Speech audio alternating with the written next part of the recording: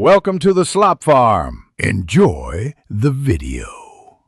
In this video, I will show you how to set up a Binance account on your phone.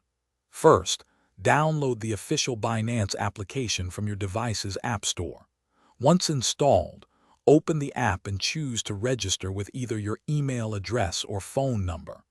Make sure to create a robust password, combining uppercase and lowercase letters, numbers, and symbols for maximum security.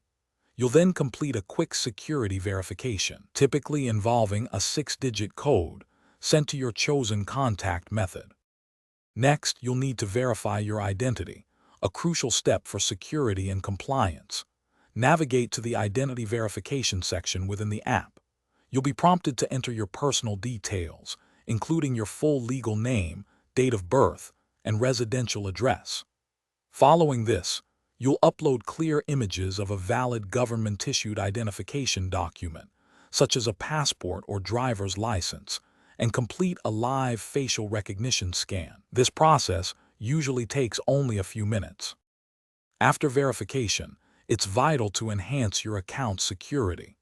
Enable two-factor authentication immediately.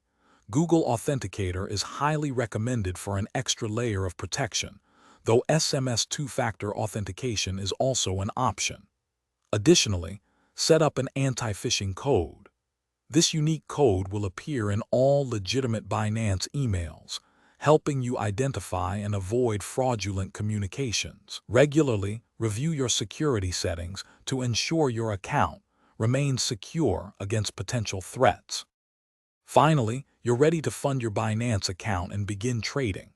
You have several convenient options. You can deposit cryptocurrency directly from an external wallet by copying your unique Binance wallet address for the specific coin.